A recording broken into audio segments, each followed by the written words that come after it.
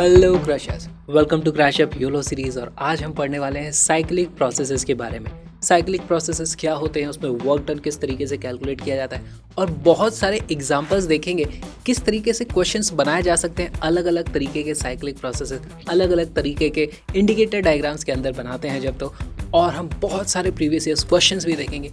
इस वीडियो को देखने के बाद आपको कोई और वीडियो को देखने की ज़रूरत नहीं है। मेरा नाम विक्रांत किरार है और अब इस वीडियो को स्टार्ट करते हैं।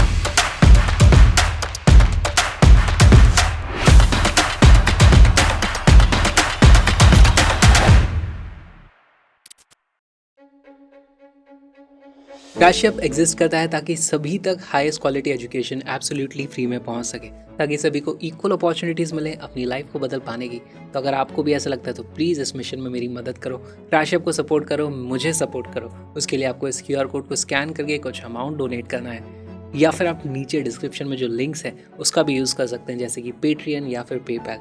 प्लीज़ सपोर्ट करो क्रैशअप को, प्लीज़ सपोर्ट करो फ्री हाई क्वालिटी एजुकेशन को। और अब इस वीडियो को स्टार्ट करते हैं। साइक्लिक प्रोसेसेस, हमने बहुत सारे थर्मोडायनेमिक प्रोसेसेस देखे। जैसे यहाँ से यहाँ तक अगर मैं गया तो ये एक थर्मोडायनेमिक प्रोसेस है। लेकिन साइक्लिक प्रोसेस क्या हो जाएगा? साइक्लिक प्रोसेस में हमारे पास एक साइकिल बनना ज़रूरी है। तो जैसे ये एक साइक्लिक प्रोसेस हो गया। अब इसमें प्रोसेस क्या है? देखो, हम मान लो यहाँ से शुरू होते हैं, इधर जाते हैं B तक, B से हम फिर C पे जाते हैं, C से हम D पर जाते हैं और D से फिर से A पर आ जाते हैं, तो साइकिल कंप्लीट हो जाती है। ये सब अपने आप में इंडिविजुअल प्रोसेसेस थे, लेकिन उन सब का एक कॉम्बिनेशन ही साइक्लिक प्रोसेस कहलाता है। इसी का और एक एग्जांपल अगर मुझे बनाना है तो उसको मैं इस तरीके से बना सकता हूँ।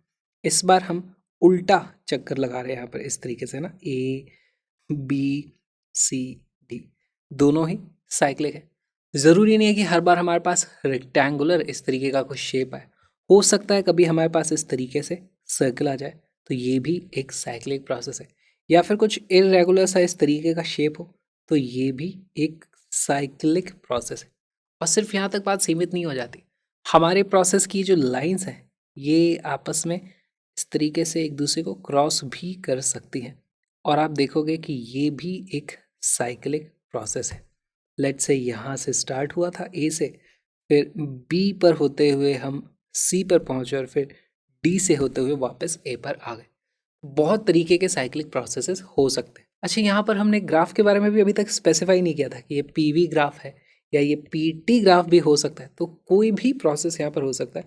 फॉर एग्जाम्पल लेट्स से ये अभी PV ग्राफ था, हम बोल देते हैं, लेकिन अलग अलग तरीके के हम क्वेश्चन सॉल्व करने वाले। अच्छा, साइक्लिक प्रोसेस की सबसे खास बात क्या हुई कि उसमें साइकिल कंप्लीट हो जाती है, या बोला जाए कि हम जहाँ से शुरू होते हैं फिर से वहीं आ जाते हैं। तो हम इसको क्या लिखेंगे? Initial state is equal to final state. Initial state is equal to final state.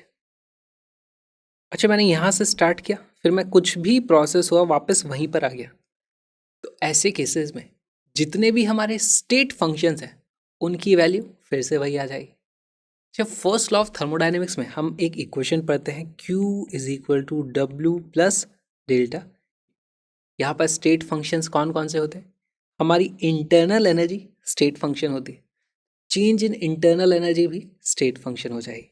इस चीज़ को हम लिख लेते हैं यहाँ पर कि अगर हमारी इक्वेशन है Q is equal to W plus delta U, तो किसी भी साइक्लिक प्रोसेस में हमारी इंटरनल एनर्जी में जो चेंज है उसकी वैल्यू होने वाली है 0।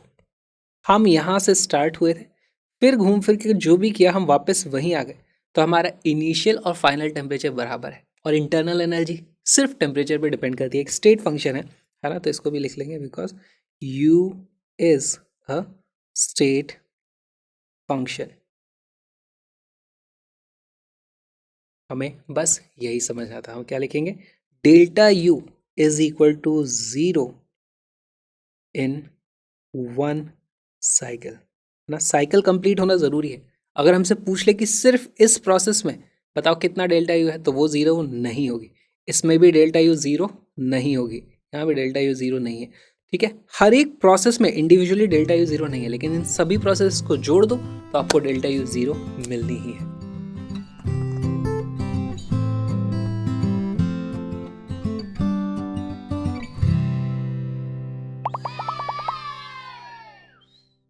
Work in cyclic process.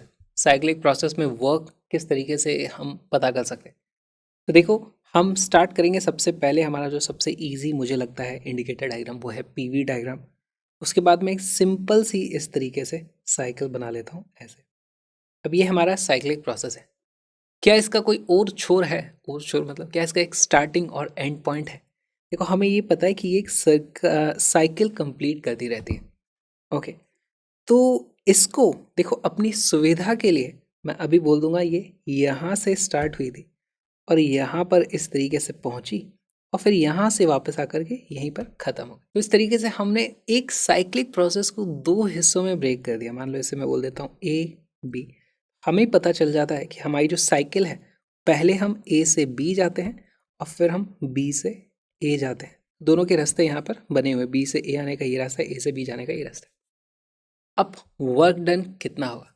देखो, वर्क डन इस प्रोसेस में होगा और इस प्रोसेस में होगा, और हमारे पास जो टोटल वर्क डन हो जाएगा, नेट वर्क डन, वो इन दोनों वर्क डन का सम होगा। ऑलराइट, कैलकुलेट करना शुरू करते हैं। वर्क डन ए से जब हम बी पर जा रहे हैं, देखो ए से बी पर जा रहे हैं, हमारा वर्क डन क्या हो जाएगा? पीवी ग्राफ में देखा जाए तो वो ये वाला एरिया होता है ना, area under the PV curve. A से बी जा रहे हैं, हमारा ग्राफ ये वाला पाथ फॉलो किया जाएगा, तो ये जो एरिया बन रहा है यही हमारा वर्क डन हो जाता है। This is equal to area 1। यहाँ पर इसको ड्रॉ कर देंगे हम। ये वाला हमारा है एरिया। अब हम देखते हैं वर्क डन बी से ए पर आने में कितना होगा। तो देखो, हमारा प्रोसेस ये वाला प्रोसेस है। इस बार एरिया हो जाएगा हमारा ये वाला, यही हो जाएगा वर्क डन। गैस देखो कंप्रेस हो रही है, तो वर्क डन नेगेटिव आने वाला है। पहले केस में वर्क डन यहाँ से पॉजिटिव था, इसको भी लिख देते हैं, दिस इज पॉजिटिव। और अब की बार हमारे पास होगा एरिया 2। एरिया 2 कौन सा वाला है? ये वाला एरिया।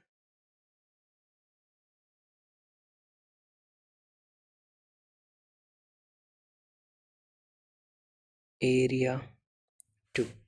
और हमें पता है कि ये जो वर्क डन होगा वो नेगेटिव होगा। तो क्या मैं बता सकता हूँ work done net, total work done कितना हो जाएगा? वो हो जाएगा डब्ल्यू ए से बी प्लस डब्ल्यू बी से ए। हमारे पास जो एक्चुअली वर्क डन आएगा वो ये एरिया 1 माइनस एरिया 2, वो एक्चुअली सिर्फ ये जो एनक्लोज्ड एरिया है ना वो आ जाएगा। This is equal to area 2 minus area 1। क्यों हुआ ये माइनस? क्योंकि देखो, एरिया 1 तो पॉजिटिव था, एरिया 2 भी हमने यहाँ पे ऐड ही किया, लेकिन अपने आप में वो एरिया नेगेटिव है। तो ओवरऑल हमारे पास जो आने वाला है वो हो जाएगा एनक्लोज्ड एरिया। तो हमारे पास किसी भी साइक्लिक प्रोसेस में जो work done in one cycle होता है वो होता है एनक्लोज्ड एरिया। वो जो भी साइकिल बनी है उसका एरिया में कंसिडर करना। अच्छा, यहाँ पे और एक चीज़ देखो, अगर क्लॉकवाइज सेंस में हमारी ये इस तरीके से घूम रही है, इस तरीके से क्लॉकवाइज होगा तब पॉजिटिव वर्क डन होता है ना। ये होता है क्लॉकवाइज, मतलब पॉजिटिव वर्क बाय गैस। इसी का उल्टा भी हो सकता है। मान लो हमारे पास यहाँ पर पीवी डायग्राम होता और इस तरीके से कोई प्रोसेस होता, यहाँ पर देखो ऐसा उल्टा काउंटर क्लॉकवाइज। तो इस बार हम डायरेक्टली बोल सकते हैं कि work done net in one cycle is equal to कितना हो जाएगा? देखो, यहाँ से मान लो स्टार्ट हुए, हम ऐसे गए, तो पहले ये हमारा पॉजिटिव एरिया कंसिडर करना पड़ेगा, फिर वहाँ से इधर आएंगे तो ये वाला हमारे पास नेगेटिव एरिया आ जाएगा। नेगेटिव ज़्यादा बड़ा है तो हम देखते हैं टोटल ओवरऑल वर्क नेगेटिव आने वाला है। और मैग्नीट्यूड कितना हो जाएगा? जो भी एनक्लोज्ड एरिया है उसी का मैग्नीट्यूड आएगा वो। तो ये हो जाता है माइनस ऑफ एनक्लोज्ड एरिया, है ना। अब एरिया कैसे कैलकुलेट करना है वो भी हम देख लेंगे, लेकिन अभी कॉन्सेप्ट हमें क्लियर होना है। क्यों नेगेटिव है? क्योंकि दिस वाज काउंटर क्लॉकवाइज। ठीक है, तो हमें यही चीज़ें समझनी होती है। Area enclosed of PV graph, कोई और ग्राफ दे देंगे तो वहाँ पे ये सब काम नहीं करेंगे फॉर्मूले। और पीवी है तो क्लॉकवाइज से पॉजिटिव, एंटी क्लॉकवाइज या काउंटर क्लॉकवाइज से वर्क डन नेगेटिव होता है।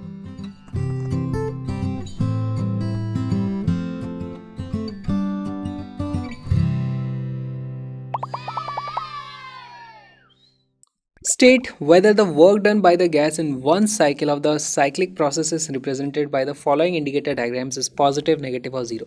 हमें बस ये बताना work done in one cycle positive है, नेगेटिव है, जीरो है। बहुत ही आसान बेसिक सवाल है, इससे स्टार्ट करते हैं, फिर आगे और कॉम्प्लिकेटेड सवाल देखेंगे। ये है पीवी डायग्राम। तो यहाँ पर हमारी साइकिल इस तरीके से स्टार्ट होकर यहाँ पर आ जाती है। वर्क डन पॉजिटिव हो गया है, नेगेटिव। देखो जब हम यहाँ से इधर आएंगे तो हमारे पास इतना सारा work done by the gas हो जाएगा पॉजिटिव, लेकिन जब रिटर्न आएंगे तो कैंसिल में हमें सब्ट्रैक्ट सिर्फ इतना सा करना होगा। तो वर्क डन पॉजिटिव आने वाला है, work done is equal to positive. उसका मैग्नीट्यूड कितना हो जाएगा, एरिया एनक्लोज। ठीक है।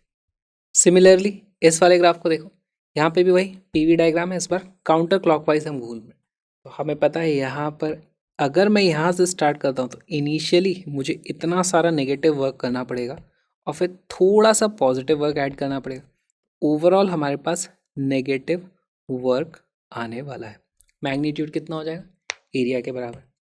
इस बारे में देखो अब की बार यहाँ पर सर्किल नहीं है तो हमारे पास कुछ अजीब सा आ रहा है। अब इसको हमें बहुत सारे पार्ट्स में तोड़ना पड़ सकता है ना, लेकिन यहाँ पर भी आप देखोगे कि जो वर्क डन आने वाला है, work is equal to area enclosed ही आ जाता है। क्या ये क्लॉकवाइज है या काउंटर क्लॉकवाइज है? यहाँ पर ये ग्राफ काउंटर क्लॉकवाइज है, तो क्या हमारा वर्क डन नेगेटिव आएगा? यहीं पर थोड़ी सी गलती हो जाती है। ये जो ग्राफ है इस बार ये पीवी ग्राफ नहीं है बल्कि वीपी ग्राफ है। तो ऐसे में किस तरीके से समझोगे, देखो हमारा वर्क डन होता है इंटीग्रल पी डीवी। छोटे छोटे से हम डीवी लेते हैं ना, इस तरीके से छोटे छोटे से डीवी लेंगे और उसके हिसाब से हम एरिया कैलकुलेट करते हैं जो भी प्रेशर की वैल्यू होती है। तो हमें एक्चुअली ये वाले एरिया को कंसिडर करना पड़ेगा। तो मान लो जब मैं यहाँ से इधर आता हूँ तो देखो हमारे पास वर्क डन ये वाला होता है, करेक्ट। और यहाँ पे देखो इस तरफ वॉल्यूम कम हो रही है तो ये वर्क डन नेगेटिव है ना।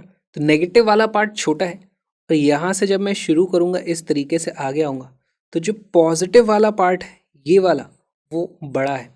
तो work done is equal to positive, ये हमें इस तरीके से पता चलता है। तो ये मत सोचना कि जब भी हमें इस तरीके से काउंटर क्लॉकवाइज ग्राफ दिखाई दे रहा है तो इसका मतलब नेगेटिव वर्क डन आने वाला है। यहाँ पे पॉजिटिव आ गया है ना, क्योंकि यहाँ पे पीवी नहीं है वीपी हो गया। ऑल राइट, इसको सिंप्लीफाई करने का दूसरा तरीका था, आप इस ग्राफ को ऐसे उठाओ और मेंटली उसको पलट दो। इसको पलट दोगे तो ये जो अभी ऐसे घूम रहा था अब वो दूसरी तरफ से इस तरीके से घूमता हुआ दिखाई देगा, तो अपने आप वर्क डन पॉजिटिव आ जाएगा। आप इस तरीके से भी इस ग्राफ को समझ सकते थे। यहाँ पे देखो हमारे पास एक थोड़ा अजीब सा केस आ गया। यहाँ पे हमारे पास इस तरीके से साइकिल है, और साइकिल तो क्या बोले एक प्रोसेस हो गया। यहाँ पे इसको आप दो प्रोसेस में डिवाइड कर सकते हो। एक इस तरीके से, यहाँ से हम मान लो स्टार्ट करते हैं ऐसे, चलो यहाँ से स्टार्ट करो, एकदम यहाँ से स्टार्ट किया, पहले ये प्रोसेस होगा, फिर ये प्रोसेस होगा, फिर ये प्रोसेस होगा, फिर ये प्रोसेस होगा। एक प्रोसेस में नेट वर्क डन पॉजिटिव है, कौन से वाले में, ये वाला जो छोटा सेक्शन बनता है इसमें हमारे पास पॉजिटिव वर्क आता है, इस वाले में हमारे पास नेगेटिव वर्क आता है। क्यों आता है, क्योंकि देखो ये अपने आप में एक इस तरीके से काउंटर क्लॉकवाइज बन रहा है, ये हमारे पास क्लॉकवाइज है। तो जो टोटल वर्क आ जाएगा W नेट वो हो जाएगा positive something plus negative something. तो पॉजिटिव भी हो सकती है, नेगेटिव भी हो सकती है, जीरो भी हो सकती है, डिपेंडिंग अपॉन इनमें से किसका मैग्नीट्यूड ज़्यादा है। यहाँ पर दिस मे बी ज़ीरो, मैं ऐसा लिख दूंगा, ऑलमोस्ट सिमिलर एरिया है, मतलब ऐसा मान लेते हैं। क्वेश्चन डायग्राम तो मैंने नहीं बनाया, अच्छे से नहीं बनाया, ठीक है। इस तरीके से हम क्वेश्चंस को सॉल्व करते हैं।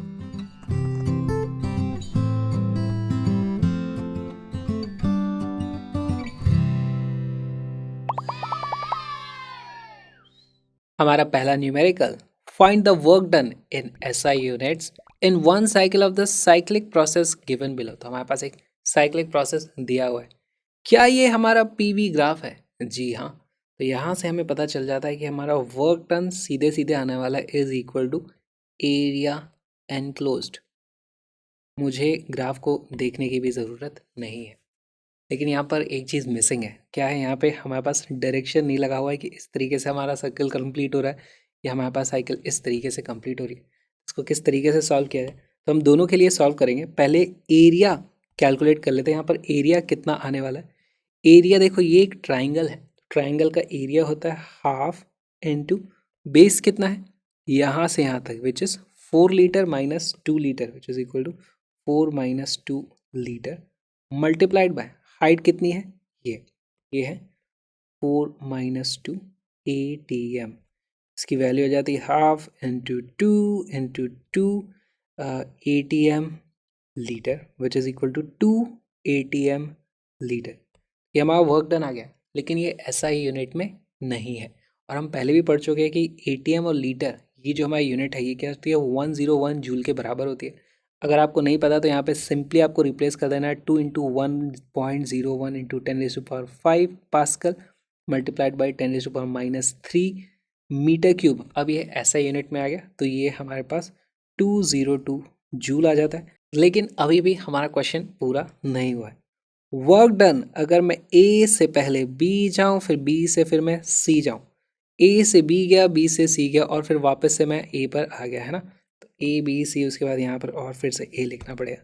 इस केस में हम देखते हैं कि हमारे पास क्लॉकवाइज सेंस में हमारी साइकिल कंप्लीट हो रही है, यानी कि वर्क डन पॉजिटिव आने वाला है। तो हमें पता चल जाएगा यहाँ पर work done is equal two plus 202 joule.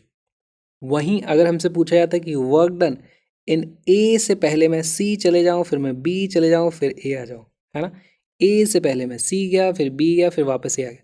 इस बार हमारा काउंटर क्लॉकवाइज सेंस में साइकिल कंप्लीट हो रही होती, तो वर्क डन एरिया एनक्लोज के बराबर होता, लेकिन नेगेटिव होता। तो वर्क डन की वैल्यू इस बार आ जाती -202 जूल। अच्छा, यहाँ पर कुछ लोगों को डाउट होता है। क्या डाउट होगा? क्या work done is equal to P delta V use कर लूँ? तो अगर मैं पूरी साइकिल की बात करूँ तो हमारे पास डेल्टा V की वैल्यू तो 0 है ना? वॉल्यूम में कोई चेंज ही नहीं है। यहाँ पे जो वॉल्यूम थी बाद में भी वही है। तो ये गलत हो जाएगा। पहली बात तो क्यों? क्योंकि हमें अलग अलग प्रोसेसेस के लिए अलग अलग कैलकुलेट करना होता है। दूसरी बात, वर्क एक स्टेट फंक्शन नहीं है। और तीसरी चीज़, इस पूरी साइकिल के दौरान प्रेशर थोड़ी कांस्टेंट था। प्रेशर तो सिर्फ इतने से में कांस्टेंट था, तो वो फॉर्मल लगना भी था, सिर्फ छोटे से पार्ट में लगना था। तो इसलिए उस तरीके से आपको ये सॉल्व नहीं करना है। हम यहाँ पर और एक चीज़ लिख सकते हैं, वर्क साइक्लिक, है ना, will be equal to W1 plus W2 plus W3। मान लो ये मेरा process number 1, this is process number 2, this is process number 3। तो उन तीनों में जो जो वर्क हुआ है मैग्नीट्यूड के साथ आप ऐड कर देना, तो भी आपको फाइनली सेम रिजल्ट मिलने वाला है। इसको आप चेक भी कर सकते हैं।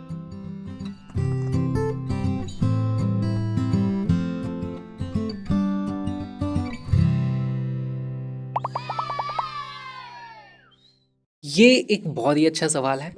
Find the net heat supplied to the system in one cycle of the process given below. For each part, mark whether the heat is supplied to the system or extracted from the system. तो यहाँ पर हमें एक cyclic process दे तो दिया है, लेकिन हमें इसको इंडिविजुअल अलग अलग प्रोसेसेस की तरह समझना पड़ेगा। इससे हमारी अंडरस्टैंडिंग जो होती है साइक्लिक प्रोसेस की, वो और ज़्यादा इंप्रूव हो जाएगी। देखो, ये एक PV ग्राफ है और हम यहाँ पर फर्स्ट लॉ ऑफ थर्मोडाइनमिक्स का भी यूज़ करने वाले हैं, Q is equal to W plus delta U। अच्छा, ये जो हमारी फर्स्ट लॉ की इक्वेशन है वो पूरी साइक्लिक प्रोसेस के लिए भी वैलिड होती है, इंडिविजुअल प्रोसेसेस के लिए भी वैलिड होती है। हमसे पूछा है ईच पार्ट, है ना, हर एक पार्ट के लिए पूछा है। तो पहले पार्ट्स वाली चीज़ को कैलकुलेट कर लेते हैं।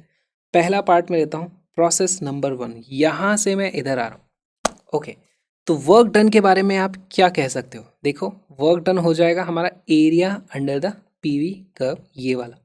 लेकिन वॉल्यूम कम हो रहा है, हम इस तरीके से आ रहे हैं, तो वर्क डन यहाँ पर आने वाला है नेगेटिव। ऑलराइट, टेम्परेचर के बारे में आप क्या कह सकते हो? यहाँ पर इसका टेम्परेचर ज़्यादा होगा या इसका टेम्परेचर ज़्यादा होगा? देखो, PV ग्राफ में हमारे आइसोथर्म्स इस तरीके के होते हैं ना, ऐसे। अगर मैं इस तरफ जाता हूँ तो टेम्परेचर बढ़ता है, यानी यहाँ पर टेम्परेचर कम होगा। अगर मैं 2 आइसोथर्म्स बनाऊँ, ये और दूसरा ये कोई सा, तो इसका हायर टेम्परेचर है, इसका लोअर टेम्परेचर है, यानी टेम्परेचर कम हो रहा है। तो यानी कि हमारी जो इंटरनल एनर्जी है वो भी कम होती जा रही है। अब वर्क डन नेगेटिव है, इंटरनल एनर्जी में चेंज भी नेगेटिव है, इसका मतलब Q1 is less then 0, negative वो हमारे पास आ जाएगी, ये हम देख के बता सकते हैं, है ना। इसी तरीके से सेकंड प्रोसेस को देखते हैं। हमारे पास देखो सेकंड प्रोसेस ये, इस प्रोसेस में क्या बोल सकते हो, वर्क डन के ऊपर क्या कमेंट है आपका। वॉल्यूम तो कांस्टेंट है, ये तो आइसोकोरिक प्रोसेस हो गया, इसमें वर्क डन जीरो आ जाता है हमारे पास, तो work done is equal to zero. अच्छा यहाँ पर वर्क डन जीरो है, लेकिन क्या टेम्परेचर बढ़ रहा है, देखो प्रेशर बढ़ रहा है तो टेम्परेचर भी बढ़ा होगा, आप इस तरीके से भी देख सकते हो, और टेम्परेचर बढ़ेगा तो इंटरनल एनर्जी भी बढ़ेगी, तो हमारा जो डेल्टा यू है वो मोर देन ज़ीरो है। ऑलराइट, अच्छा क्यू के बारे में क्या कह सकते हो, वर्क डन तो इस केस में ज़ीरो आ गया, ये चीज़ पॉजिटिव है, तो इसका मतलब क्यू, और क्यू क्योंकि सेकंड पार्ट की बात हो रही है तो क्यू टू लिख दूंगा मैं, Q two is more than zero, इस तरीके से हम बता सकते हैं। फिर आते हैं थर्ड पार्ट पे। थर्ड पार्ट के बारे में आपका क्या ख्याल है, यहाँ पर वर्क डन कितना होगा, देखो ये है हमारा एरिया अंडर द कर्व। सिर्फ थर्ड प्रोसेस को मैं चेक कर रहा हूँ, मैं साइक्लिक प्रोसेस की बात नहीं कर रहा हूँ। यहाँ से यहाँ जाऊँगा तो हमारी गैस इंटीग्रल पी डीवी यानी कि इतना एरिया के मैग्नीट्यूड के बराबर वर्क करने वाली है, तो work done is more than zero, positive कोई वैल्यू आने वाली है। अच्छा डेल्टा यू के बारे में आपका क्या ख्याल है, देखो प्रेशर कांस्टेंट है और हमारा वॉल्यूम बढ़ रहा है, तो P V is equal to N R T होता है। प्रेशर कांस्टेंट है, वॉल्यूम बढ़ रहा है, यानी कि टेम्परेचर भी बढ़ा होगा, इसका मतलब इंटरनल एनर्जी भी बड़ी होगी, यानी कि डेल्टा यू भी मोर देन ज़ीरो है। अब इस इक्वेशन में आ जाओ फिर से, ये भी पॉजिटिव वैल्यू आई है, ये भी पॉजिटिव वैल्यू आई, यानी heat supplied will be positive, Q3 will be more than zero. Alright, आ जाते हैं फोर्थ पार्ट पे, यहाँ से यहाँ आए हैं, अगेन आइसोकोरिक प्रोसेस है, वर्क डन की वैल्यू आने वाली है ज़ीरो, कोई वॉल्यूम में चेंज नहीं है। और यहाँ पर नीचे हम आ रहे हैं तो हमारे पास देखो कांस्टेंट वॉल्यूम पे प्रेशर कम हो रहा है, यानी कि टेम्परेचर भी कम हुआ होगा, P V is equal to N R T होता है। वॉल्यूम कांस्टेंट है, प्रेशर गिर रहा है यानी टेम्परेचर भी गिरा होगा, यानी कि delta you must be negative, है ना, डेल्टा यू भी कम हुआ होगा। इस केस में हम हीट के बारे में क्या बोल सकते हैं, वर्क डन की वैल्यू आ चुकी है ज़ीरो, ये है नेगेटिव, तो ओवरऑल क्यू की वैल्यू नेगेटिव होगी, तो हम बोल सकते हैं Q4 is less than zero. हमने जो ये सेकेंड पार्ट था वो कंप्लीट कर लिया है कि भाई प्रोसेस नंबर 1 में heat supplied to the system is negative, तो यहाँ से हीट बाहर निकली है, यहाँ पर हीट अंदर गई है, यहाँ पर भी हीट अंदर गई है, और इसमें भी हमारी हीट बाहर निकली होगी। इस तरीके से हम मार्क भी कर सकते हैं, यहाँ से हमारे पास हीट निकली है, हीट अंदर गई है, हीट अंदर गई है, इसमें से भी हीट निकली है, ठीक है, ये है heat, heat, heat, heat. Alright, फिर हमसे पूछा क्या, find the net heat supplied to the system in one cycle of the process given below. अच्छा कुछ हीट अंदर आ रही है, कुछ हीट बाहर जा रही है, हमसे पूरी साइकिल के बारे में पूछ लिया, तो दो पॉजिटिव हैं हमारे पास और दो नेगेटिव हैं, इन सभी को ऐड करने से कुछ भी आ सकता है, दोनों के तो मैग्नीट्यूड पे डिपेंड करेगा। अब हम क्या करेंगे, अब हम लगाएंगे फर्स्ट लॉ की इक्वेशन साइकिल के ऊपर, है ना। अब हम फॉर द साइकिल बात करेंगे, फॉर द साइकिल। अच्छा वर्क डन कितना है साइकिल के लिए, वर्क डन की वैल्यू होती है एरिया एनक्लोज्ड, है ना, और यहाँ पर हम क्लॉकवाइज सेंस में घूम रहे हैं, तो जब हम इधर जा रहे थे तो हम ज़्यादा वर्क डन कर रहे थे, जब वापस आ रहे थे तो हम कम वर्क डन कर रहे हैं, तो ओवरऑल हमारे पास positive work done by the gas आने वाला है, positive work done, work by gas. Okay, अच्छा साइक्लिक प्रोसेस में हमें पता है कि डेल्टा यू ज़ीरो होता है, साइक्लिक प्रोसेस यहाँ से स्टार्ट किया, मान लो मैं वापस यहीं आ गया, तो डेल्टा यू की वैल्यू तो ज़ीरो आ गई। अब साइक्लिक प्रोसेस के लिए मैं इक्वेशन लिख दूंगा Q is equal to W plus delta U. यहाँ पे अगर डेल्टा यू की वैल्यू ज़ीरो है, ये पॉजिटिव है, तो Q net for the cyclic process will be positive. यही हमसे पूछा था, find the net heat supplied to the system in one cycle. अच्छा हमसे नेट हीट सप्लाइड पूछी, हमने तो अभी सिर्फ उसका वो बताया पॉजिटिव है या नेगेटिव है। इसकी एक्चुअली जो वैल्यू आ जाएगी वो देखो यहाँ पर ही दिख रहा है हमें, वो वर्क के बराबर आ जाएगी। वर्क कितना होता है, एरिया एनक्लोज के बराबर, तो Q will also be equal to positive of area enclosed, है ना, यही हमारा आंसर है। अब यहाँ पर डायग्राम में कुछ वैल्यूज़ दी होती है हमें, तो हम यहाँ पर बता सकते थे एरिया का मैग्नीट्यूड कितना है, वही हमारा आंसर हो जाता है, जो यहाँ पर नहीं दी हुई है। कोई बात नहीं, एक और सवाल कर लेते हैं with the given data.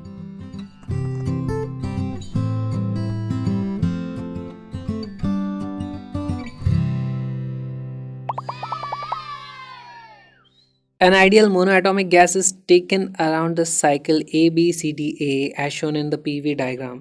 The work done during one cycle is, इस बार हमें यहाँ पर वैल्यूज़ दी हुई हैं पीवी की टर्म्स में सारी की सारी। आपको वीडियो को पॉज करना है और सॉल्व करके बताना है कि इस बार work done in one cycle कितना होने वाला है। वीडियो को पॉज करो, क्वेश्चन को solve.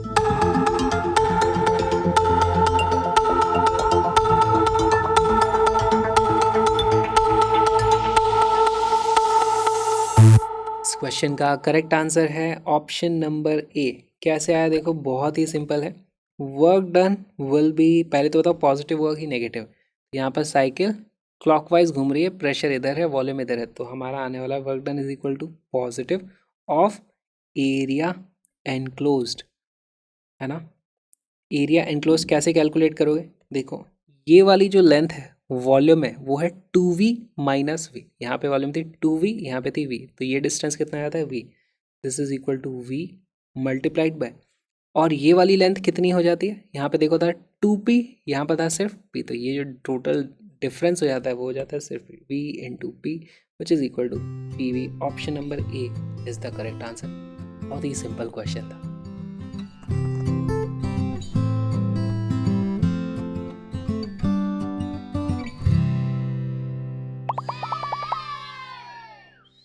What is the work done in 2 cycles of the shown cyclic process? बहुत ही अच्छा सवाल है। पहली बात तो वर्क डन होता है area of the PV graph, तो एरिया एनक्लोज पता कर लो, यहाँ पे एक ट्राइंगल है आप पता कर सकते हो। फिर आपको देखना है वो पॉजिटिव होगा कि नेगेटिव होगा। फिर आपको ये भी ध्यान रखना है वो जो वैल्यू आती है वो 1 साइकिल के बारे में है, हमसे पूछा है 2 साइकिल्स के बारे में। छोटी छोटी गलतियाँ इस क्वेश्चन में हो सकती है। वीडियो को पॉज करो, क्वेश्चन को सॉल्व करो।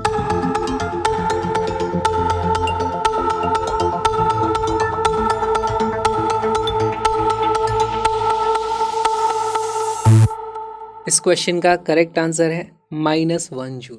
कैसे आया देखो, देखते हैं। सबसे पहली बात तो हमारे पास जो वर्क डन होता है वो होता है integral p dot D we.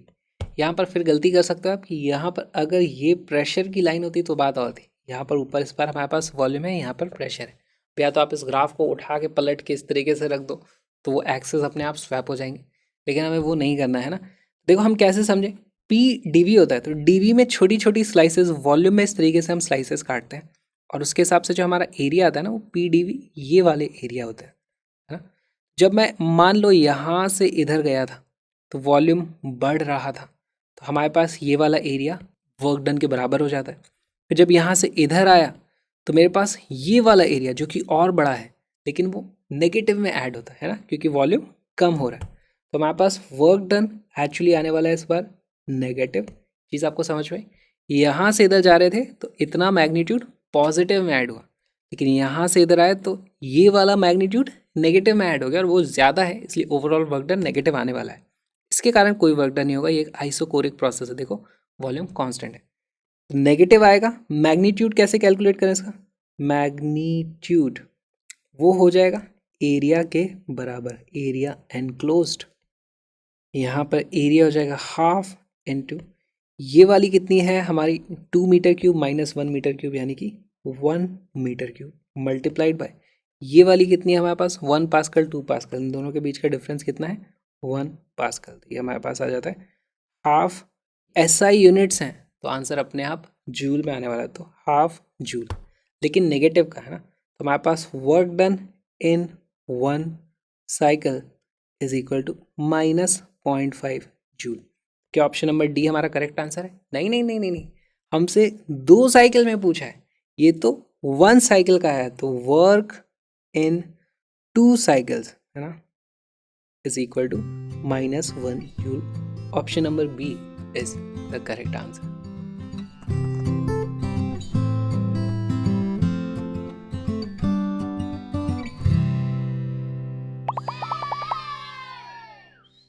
An ideal gas is taken through the cycle A B C A, तो A से B, B से C, C से A.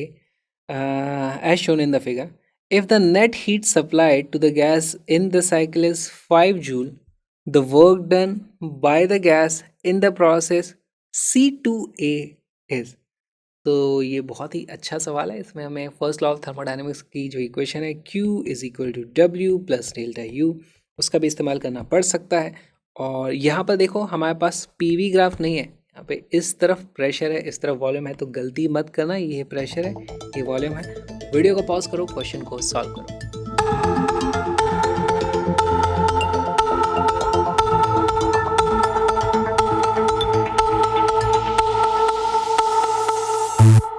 इस क्वेश्चन का करेक्ट आंसर है ऑप्शन नंबर ए। और ये आपको बहुत ही कंफ्यूजिंग सवाल लगेगा, है ना, क्योंकि हमसे पूछा क्या है, work done by the gas in process C2A। अब C2A सिर्फ इतने से की बात करी जाए तो ये कोई साइक्लिक प्रोसेस नहीं हो, साइकिल तो ये पूरी होती है ना। हमें C से A का वर्क डन पूछा है, कौन सा वर्क डन होता है, तो सबसे पहले हम उसको लिख लेंगे। हमारे पास भाई जो वर्क डन आने वाला होता है वो होता है इंटीग्रल P.dV। हमारा वॉल्यूम का एक्सेस ये वाला है, यहीं पे हम छोटे छोटे dV काटते हैं। बेसिकली हमारे पास जो एरिया आएगा इस पर, वो ये वाला एरिया हमें पता करना है, राइट। यहाँ पर जो हमें एरिया पता करना है वो ये वाला area, this is what is asked in the question, alright. लेकिन ये मैं पता भी कर लेता, है ना, अगर मुझे ये प्रेशर की वॉल्यूम पता होती, है ना, ये वाली वैल्यू तो पता है, ये वैल्यू भी अगर मुझे पता होती तो मैं ग्राफिकली इसको सॉल्व कर लेता, एरिया फटाक से निकाल लेता, आंसर डायरेक्ट आ जाता, हमें साइकिल की ज़रूरत ही नहीं पड़ती। लेकिन अब हमें वो एरिया पता करने के लिए साइकिल की ज़रूरत पड़ने वाली है। लेकिन कुछ चीज़ें तो मैं पता कर सकता हूँ कि वर्क डन C से A तक जो आएगा वो होगा नेगेटिव। क्यों? क्योंकि यहाँ से जब मैं यहाँ आ रहा हूँ तो वॉल्यूम कम हो रहा है, कंप्रेशन हो रहा है, हमारा work done by the system negative आने वाला। कूल। अब इस क्वेश्चन को अप्रोच कैसे करें? देखो हमारे पास वर्क डन जो भी नेट होता है किसी भी साइक्लिक प्रोसेस में, वो हो जाता है W1 plus W2 plus W3, उसके जितने भी पार्ट्स हैं। तो यहाँ पर मेरे पास A से B तक कुछ है, प्लस वर्क डन B से C तक कुछ है, प्लस वर्क डन C से लेकर के A तक कुछ है ना। इन तीनों का जो नेट वर्क डन होगा वही हमें इस साइकिल का वर्क डन पता चल जाएगा। ओके, इनमें से देखो 4 चीज़ें हैं, 4 में से ये हमें पता करना है। बाकी 3 के बारे में क्या ख्याल है आपका, देखने की कोशिश करते हैं। क्या मुझे C से B के बीच का वर्क डन पता है? देखो वॉल्यूम कांस्टेंट है, तो ये आइसोकोरिक प्रोसेस हो गया, इसमें वर्क डन 0 आने वाला है। तो B से C या C से B, ये वाली चीज़ जो है हमारे आने वाली है 0। क्या मैं वर्क डन A से लेकर के B तक का पता कर सकता हूँ? ये मैं ग्राफिकली पता कर सकता हूँ। देखो मुझे यहाँ पर सारी की सारी वैल्यूज़ पता है, जिससे मैं ये वाला एरिया पता कर सकूँ, है ना। ये A से B वाला जो वर्क डन है वो क्या होगा, इंटीग्रल P.dV होता है। क्योंकि इसमें प्रोसेस प्रेशर कांस्टेंट है तो वो P डेल्टा V हो जाएगा। इसको मैं पता कर सकता हूँ P डेल्टा V से। प्रेशर की वैल्यू क्या है, 10 multiplied by change in volume कितना हुआ है, 1 से लेकर के 2 मीटर क्यूब तक हम गए, तो हो जाएगा 2 - 1 which is equal to total 10 joule. बताओ पॉजिटिव है या नेगेटिव है? देखो यहाँ पर वॉल्यूम एक्सपैंड हो रहा है, वॉल्यूम बढ़ रही है, तो वर्क डन ये हो जाएगा बाय द गैस पॉजिटिव। ये वाली वैल्यू हमने पता कर ली है 0, ये हमें पता करनी है। मुझे नेट साइकिल के लिए वर्क नेट पता है क्या? देखो अब हम लगाएंगे फॉर साइक्लिक प्रोसेस जो भी है ना, Q is equal to W plus delta U। हमें पता है कि किसी भी साइक्लिक प्रोसेस में ये 0 होता है, ऑलराइट। अब हमें और एक चीज़ बोलिए, if the net heat supplied to the gas in the cycle is 5 joule. अगर हमारे पास इसकी वैल्यू दी हुई है 5 जूल, तो यहाँ से मुझे पता चल जाएगा कि वर्क डन साइक्लिक, है ना, उसकी वैल्यू आने वाली है 5 जूल। ओके, अब मुझे ये वाली वैल्यू भी पता चल चुकी है, इसको मैं यहाँ पर रख दूंगा, this is also equal to 5 joule. तो हमारे पास देखो कितनी चीज़ें पता चल गई, ये पता चल गया, ये पता चल गया, ये पता चल गया, तो ये भी हम पता कर लेंगे और हमारे पास वैल्यू आ जाएगी work done C2A is equal to 5 - 10 which is equal to -5 joule. Option number A is the correct answer. तो ये बहुत ही अच्छा सवाल था। अच्छा, यहाँ पर अगर आपको ज़्यादा इसमें एडवांस लेवल में घुसना है तो आप इसको चेक करने की कोशिश करोगे ना, वैल्यूज इस तरह की हैं, ये जो ग्राफ है एक्चुअली करेक्ट ग्राफ कुछ ऐसा आता है, तभी इस साइकिल का जो एरिया, इस ट्राइंगल का जो एरिया है, तभी वो एरिया 5 आ पाएगा। ये जो 5 था हमने जो पता किया था वर्क साइक्लिक, वो 5 आता है, तो ये यहाँ पे बनाना पड़ता है उसके लिए। कोई बात नहीं, हमें प्रोसेस समझना था, हमें क्या कॉन्सेप्ट समझना था कि वर्क डन नेट को हम अलग अलग पार्ट्स में डिवाइड कर सकते हैं और उनको कैलकुलेट कर सकते हैं। एक हमें पता चल गया 0 है क्योंकि आइसोकोरिक है, दूसरा हमने कैलकुलेट कर लिया यहाँ पर ग्राफिकली क्योंकि वो सिंपल दिख रहा था, तीसरा हमें क्वेश्चन में इंफॉर्मेशन दी गई थी 5 जूल हीट दी है, साइक्लिक प्रोसेस में तो जितनी हीट देते हो वही वर्क डन हो जाता है, तो उससे हमने आखिरी वाला जो हमसे पूछा था पता कर लिया। बहुत ही अच्छा कॉन्सेप्चुअल सवाल था।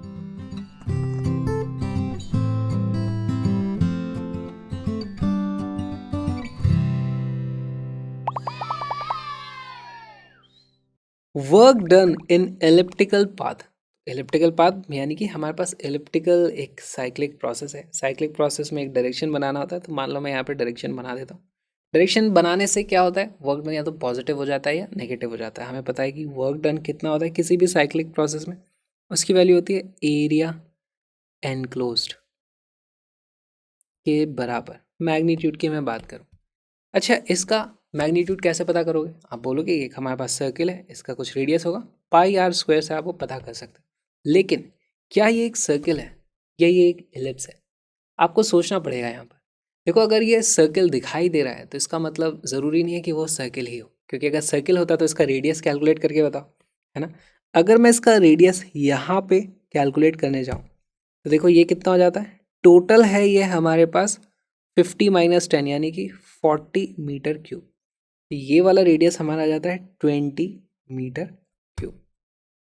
लेकिन अगर मैं यहाँ पर रेडियस मेजर करूँ इस एक्सिस पे, है ना, ये वाला, तो इसकी वैल्यू कितनी आ जाती है, देखो टोटल था ये 5 - 1 यानी कि 4 × 10⁵ पास्कल। इसका रेडियस हो जाएगा उसका हाफ, ये हो जाएगा 2 × 10⁵ पास्कल। तो ये दोनों डेफिनेटली अलग अलग वैल्यूज़ हैं, एक बहुत ज़्यादा है एक बहुत ही कम है, आपस में कंपेयर करोगे आप, है ना, 10⁴ के ऑर्डर का डिफरेंस है उसमें, राइट, छोटा मोटा नहीं होता है। तो ये एक्चुअली बहुत ही लंबा ऐसा कुछ आने वाला था, लेकिन क्योंकि हमने ग्राफ को ऐसा बनाया अपनी कन्वीनियंस के लिए, तो वो सर्किल दिखाई दे रहा है, लेकिन ज़रूरी नहीं है कि वो सर्किल हो। ऐसे केस में आप किस तरीके से इसका एरिया पता कर सकते हो, देखो हमारे पास एरिया क्या होता था, पाई आर स्क्वायर। एलिप्स में उसकी जगह आप एरिया यूज़ कर सकते हो, area is equal to pi R1 R2। या फिर इनको क्या बोला जाता है, अगर हमारे पास इस तरीके से एलिप्स होता है, ये मान लो मेरा एलिप्स है, तो इसको मैं बोलूँगा this is R1, this is equal to R2। एक होती है हमारी सेमी ऑफ मेजर एक्सिस, ये होता है हमारा मेजर एक्सिस, है ना, उसको सेमी कर दो, उसको बीच में से हाफ कर दो, तो वो R1 बन जाता है। तो ये हो जाता है area is equal to pi into semi major axis multiplied by semi minor axis। Formula है बस याद रख लो, या फिर पाई R1 R2। बहुत ही सिंपल है। इस केस में आंसर क्या आ जाएगा, जल्दी से इसको सॉल्व करो। इसकी वैल्यू हो जाएगी पाई इंटू हमारे पास एक है 20 metre cube multiplied by 2 × 10⁵ pascal. Work done की वैल्यू हो जाएगी पाई इंटू 4 × 10⁶ जूल। ओके, अब यहाँ पर ये बताओ ये पॉजिटिव है या नेगेटिव है। यहाँ पर हमारे पास ये है काउंटर क्लॉकवाइज यानी कि नेगेटिव एरिया आएगा हमारे पास, राइट। तो work done is equal to -4 pi × 10⁶ joule is our answer.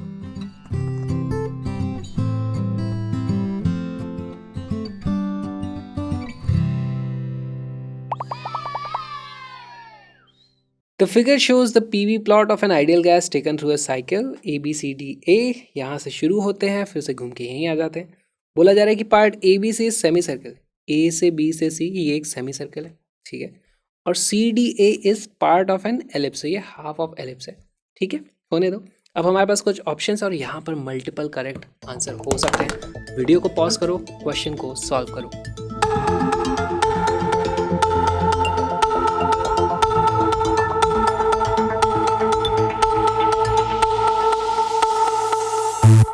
इस क्वेश्चन का करेक्ट आंसर है option number B and D. और अब देखते हैं किस तरीके से इसे सॉल्व किया जाए। सबसे पहले ऑप्शन ए चेक कर लेते हैं। The process during path A to B is isothermal. A से बी आइसोथर्मल है। अरे ये हमारा पीवी ग्राफ है। आइसोथर्मल ऐसा होता है, ना कि ऐसा, ये नहीं होता है। ऑप्शन नंबर ए तो हमारा नहीं आने वाला। ऑप्शन नंबर बी देखते हैं। Heat flows out of the gas during the path B C D. B से सी पर गए, सी से डी पर गए। बी सी डी को थोड़ा सा हमें एनालाइज करना पड़ेगा, है ना। बी से सी, सी से डी। इस प्रोसेस में हमारा work done by the gas कितना होगा? तो वो होता है area under the PV graph, ये वाला एरिया होगा। लेकिन बी से सी, सी से डी जा रहे हैं इस तरफ, तो नेगेटिव वर्क डन होने वाला है। तो work done by gas is equal to negative. Okay, temperature के बारे में क्या बोल सकते हो?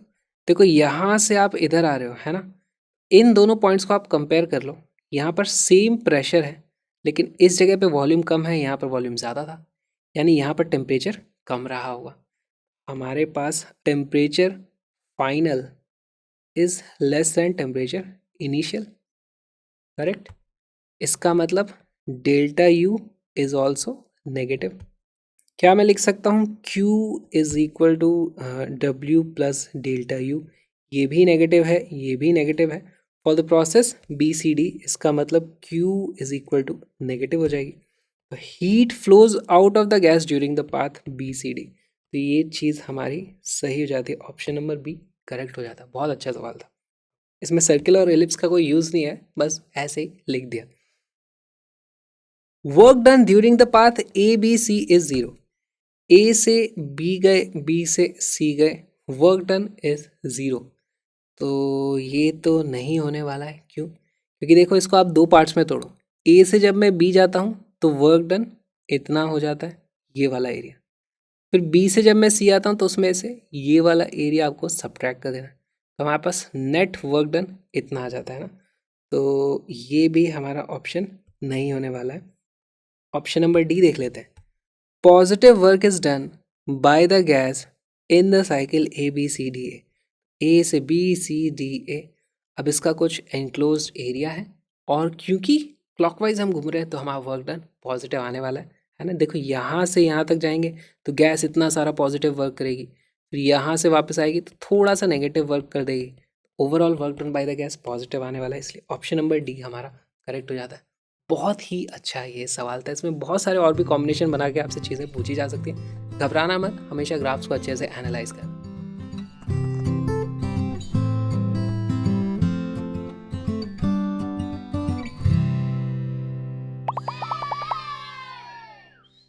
वर्क डन इन पीटी इंडिकेटर डायग्राम। तो अभी तक हमने जितना भी साइक्लिक प्रोसेस पढ़े सब पीवी ग्राफ पे थे। अब हमने ग्राफ बदल दिया, अब हम पीटी ग्राफ देख रहे हैं। अच्छा, पीटी ग्राफ में आपसे ऐसे कुछ भी रैंडमली सवाल नहीं पूछे जाएंगे, कुछ लिमिटेड तरह की चीज़ें पूछी जाएंगी जिसको आप सॉल्व कर पाओ, है ना। तो यहाँ पर देखो हमारे पास एक पीटी ग्राफ है और हमसे पूछ लिया गया कि इस साइकिल में, ये एक साइक्लिक प्रोसेस है, इसमें हमारे पास वर्क डन कितना होगा। तो यहाँ पर सबसे पहली चीज़ तो हमें नोटिस जो करनी है, work done is not equal to area enclosed. ठीक है, क्यों? क्योंकि this is not a PV graph, है ना, नॉट अ पीवी ग्राफ। और ऐसा क्यों होता है? क्योंकि वर्क डन होता है हमारा पी डीवी का इंटीग्रल। तो पीवी ग्राफ होता तो हम बोलते एरिया एनक्लोज हो जाता है, यहाँ पे वो नहीं होगा। तो हमारे पास दो ऑप्शन बचते हैं। पहला ऑप्शन क्या है? Option one. ऑप्शन वन, इसको कन्वर्ट करो, है ना, इनटू पीवी ग्राफ। वो भी आप कर सकते हो, हमने बहुत सारे कन्वर्जन देखे हैं पिछले वीडियो में। लेकिन मान लो हमें ये नहीं करना है तो हम ऑप्शन टू पे जाते हैं। ऑप्शन टू, हम यहीं पर वर्क के फॉर्मूले आइडेंटिफाई करने की कोशिश करेंगे। सबसे पहले हम प्रोसेसेस देखेंगे, ठीक है। हमारे पास ए से अगर मैं बी जाता हूँ, ए से बी हमारा कौन सा प्रोसेस है? ए से बी देखो यहाँ पे पीटी ग्राफ है, उस पर एक straight line passing from origin. P is proportional to T लिख सकता हूँ। हमें पता है PV is equal to NRT होता है। P is equal to NR upon V into TR है, और ये पूरी वैल्यू कांस्टेंट है इस लाइन पर, है ना। इसका मतलब वॉल्यूम कांस्टेंट होगा। तो A से B हमारा आइसोपोरिक प्रोसेस है, प्रोसेस, इसका मतलब work done is equal to 0। B से सी देखो, बी से सी जब मैं जा रहा हूँ तो ये क्या है, यहाँ पर वर्क डन क्या हो जाएगा, देखो प्रेशर कांस्टेंट है, वर्क डन होता है हमारा P डेल्टा V, लेकिन यहाँ पर डेल्टा वी नहीं है मेरे पास, यहाँ पे डेल्टा वी थोड़ी ना है। इस जगह पे मैं क्या करूँगा, अच्छा आप इसी को लिख सकते हो N R delta T, correct, N R delta T लिख सकते हो आप इसको। अच्छा यहाँ पर इसकी वैल्यू कितनी आ जाएगी, एन आर डेल्टा टी क्या है, final temperature minus initial temperature, तो वो हो जाएगा T C minus T B. ठीक, फिर से आ जाते हैं हम सी से, अगर हम डी तक जाते हैं, अगेन आप सी से डी जा रहे हो, ये process is along a line which passes through the origin, इसका मतलब ये एक आइसोकोरिक प्रोसेस है। वर्क डन की वैल्यू फिर से आ जानी है 0, कुछ ज़्यादा कैलकुलेशन ही नहीं करनी। फिर उसके बाद हम आते हैं डी से ए तक, यहाँ पर देखो डी से ए आइसोबैरिक प्रोसेस है, वर्क डन अगेन होता है पी डेल्टा वी, मुझे नहीं पता पी डेल्टा वी क्या है, तो हमारे पास होता है P V is equal to N R T, isobaric process है, पी कांस्टेंट है, तो P delta V becomes N R delta T, इसी की वैल्यू हो जाती है एन आर डेल्टा टी। ठीक, यहाँ से इसकी वैल्यू क्या हो जाती है, N R into final temperature क्या है, टी ए माइनस इनिशियल था टी डी। क्या मैं इस पूरी साइकिल में वर्क डन क्या बता सकता हूँ, अब मैं लिख दूंगा यहाँ पर work done is equal to work in A B plus work in B C plus work in C D plus work in D A. कौन कौन से हमारे वर्क डन 0 हो चुके हैं यहाँ पर, ए बी इज 0 और C D is 0। Work done in B C क्या है, N R T C minus T B plus work done in D to A, वो क्या है, N R T A minus T T. यहाँ से आप फिर से एन आर को कॉमन ले सकते हो, एन आर को कॉमन ले लोगे और हमें पता चल जाएगा T C plus T A minus T B minus T D, ये हमारा वर्क का फॉर्मूला आ जाता है। तो हमें कुछ भी क्वेश्चन दिए जा सकते हैं, इस तरीके से आपको थोड़ा सोचना पड़ेगा, है ना, और या तो आप कन्वर्ट कर लो इसको पीवी डायग्राम में, या फिर आप इस तरीके से देख लो, और यूजुअली आपसे जिस तरीके के सवाल पूछे जाएंगे उसमें एक्सपेक्ट किया जाएगा वैल्यूज इस तरह के होंगे कि आप ये वाला प्रोसेस, ये वाला मेथड यूज़ कर पाओ।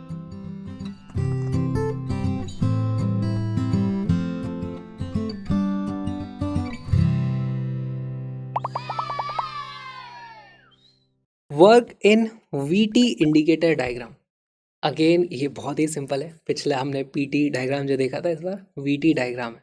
फिर से हमारे पास दो ऑप्शंस होंगे वही, कि या तो मैं इसको पीवी डायग्राम में कन्वर्ट कर लूँ, या फिर यहीं पर मैं हर एक प्रोसेस को अलग अलग पता करूँ और देख लूँ कि सब जगह जो वर्क डन आने वाला है वो इंडिविजुअल प्रोसेसेस का जो वर्क डन है उन सभी को ऐड करने से आ जाता है। यहाँ पे मुझे देख के ही पता चल रहा है यार, ये जो दो प्रोसेसेस हैं, ये वाला और ये वाला, ये है आइसोकोरिक प्रोसेसेस, तो इसमें वर्क डन की वैल्यू 0 आने वाली है। इसको सबसे पहले मैं लिख दूंगा B to C and D to A are isochoric, इसका मतलब work done will be 0, volume change ही नहीं हो रहा, आइसोकोरिक है। ऑलराइट, अच्छा बाकी जो प्रोसेसेस हैं ये, इनके बारे में क्या कह सकते हो, इनमें वॉल्यूम कांस्टेंट नहीं है, टेम्परेचर भी कांस्टेंट नहीं है, बचा हमारा प्रेशर। प्रेशर कांस्टेंट होने के बहुत सारे चांसेस हैं क्योंकि हमारे स्कोप में तो उसी तरह के क्वेश्चन आते हैं। चेक कर लेते हैं क्या यहाँ पे प्रेशर कांस्टेंट है। अगर हमारे पास P V is equal to N R T होती है, क्या मैं लिख सकता हूँ volume is equal to N R upon P times T. Okay, यहाँ पर हम देखते हैं कि इसी तरह की हमें कुछ इक्वेशन मिल रही है, straight line passing through the origin, v यानी कि y एक्सिस पे है, ये x एक्सिस पे, तो y is equal to M X type की हमें इक्वेशन मिल रही है, यानी कि हमारे पास a से b एंड c से d आर आइसोबैरिक प्रोसेसेस।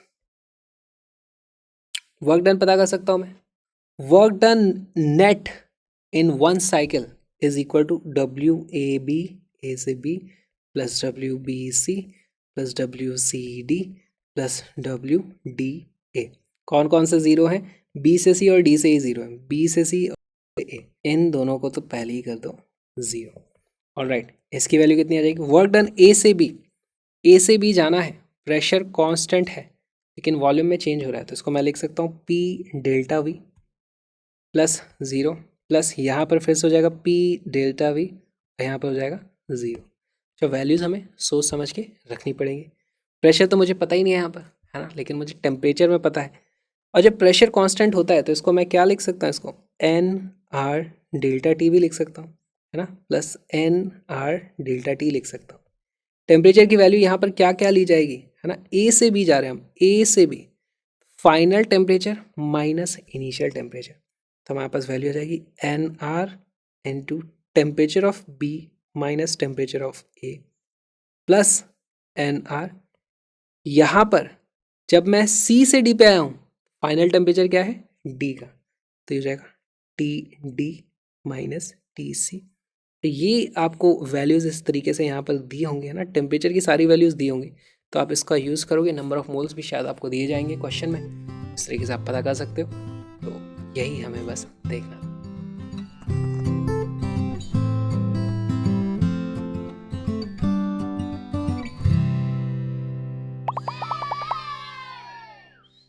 ये एक बहुत ही अच्छा सवाल है, इसको सॉल्व करते हैं। 2 moles of helium gas undergo a cyclic process as shown in figure. Assuming the gas to be ideal, calculate the following processes: the net change in heat energy, the net work done, net change in internal energy। बहुत ही simple सा सवाल है।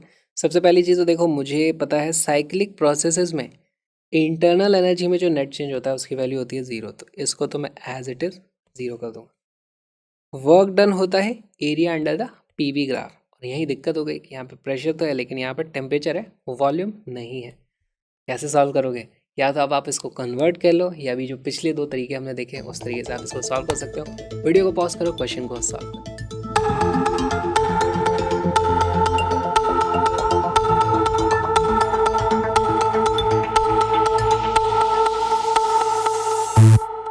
Question को solve करते हैं। देखो, सबसे पहले तो मैं लिख देता हूँ यहाँ पे हमारी जो इक्वेशन है, Q is equal to W plus delta U, और ये मैं लिख रहा हूँ फॉर द साइकिल, है ना। इस केस में हमें पता है ये 0 आने वाला है, तो हमें पता चल जाएगा Q will be equal to W, तो net change in the heat energy will be equal to the net work done. तो हमें पता चल जाता है जो आंसर B का आएगा वही आंसर A का होगा। तो अब एक ही चीज़ हमें कैलकुलेट करनी है, हमें पता करना है work net which is equal to work done A से B plus work done B से C plus work done C से D plus work done D से। 4 चीज़ें हमें पता करनी है। प्रोसेसेस कौन से? ए से बी और सी से डी। देखो, ए से बी और सी से डी ये हमारे आइसोबैरिक प्रोसेस हैं। देखो, प्रेशर कांस्टेंट है, तो यहाँ पे हमारा कौन सा फॉर्मूला यूज़ होगा? P delta we, P delta we. लेकिन यहाँ पे वॉल्यूम का कोई जिक्र नहीं है, तो उसकी जगह पे मैं क्या यूज़ कर लूँगा? N R delta T. यहाँ पे भी यूज़ करूँगा एन आर डेल्टा टी, ठीक है। और दूसरा B C and D A, B से C and D to A, ये कौन से प्रोसेस है बताओ? देखो, टेम्परेचर कांस्टेंट है, तो ये आइसोथर्मल प्रोसेस हो गए। तो इसमें कौन सा फॉर्मूला लगता है वर्क डन का? ये हो जाता है N R T L N V two by V one, या फिर पी वन पी टू। तो यहाँ P one by P two हमें यूज़ करना पड़ेगा, क्योंकि हमारे पास प्रेशर सारे गिवन है। तो यहाँ पर भी हो जाएगा N R T L N P one by P two. Okay, अब हमें बस वैल्यूज़ रखते जाना है, ठीक है।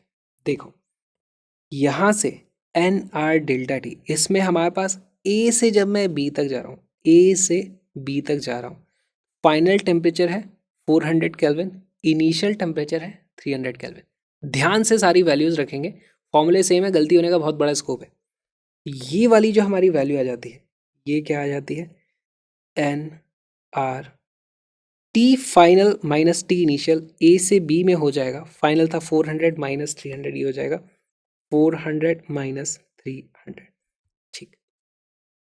प्लस ये वाली वैल्यू क्या हो जाएगी? देखो, बी से सी जा रहे हैं, बी से सी जा रहे हैं, है ना, तो एन आर टी, इसमें टेम्परेचर 400 हम यूज़ कर लेंगे, ये हो जाएगा एन आर 400, और फिर L N of P one by P two, higher pressure upon lower pressure, ये हो जाएगा एल एन ऑफ P1/P2 हो जाएगा 2/1, ठीक। प्लस ये वाली वैल्यू क्या आ जाती है, NR डेल्टा टी, C से D आ रहे हैं, C से D, यहाँ पे मैं लिखूंगा NR, C से D आ रहा हूँ, डेल्टा टी हो जाएगा आपकी बात देखो 300 माइनस 400, तो हो जाएगा 300 माइनस 400। और फिर लास्ट हमारा ये पार्ट देख लेते हैं। यहाँ पर है हमारे पास NRTLN P1/P2, यहाँ पर D से A, तो यहाँ पे N और R तो एज इट इज आ जाएगा। टेम्परेचर कौन सा यूज होगा, ये वाला है ना, तो ये हो जाएगा NR 300 इंटू LN ऑफ, हमारे पास P1/P2 होता है ना, initial divided by final, final यहाँ पर ज़्यादा है ना, तो ये हो जाएगा 1/2। हमारे पास एक्सप्रेशन आ गया। क्या कोई वैल्यूज कैंसिल हो रही हैं, देखो ये क्या है 100 NR और ये क्या है -100 NR। क्या मैं आसानी से इन दोनों को कैंसिल आउट कर सकता हूँ इस तरीके से, बहुत आसान था। अब बच जाती हैं ये वाली वैल्यूज। ध्यान से देखो, यहाँ पर NR और यहाँ पर भी NR है, तो मैं इस NR को पहले कॉमन निकाल देता हूँ, NR इस तरीके से।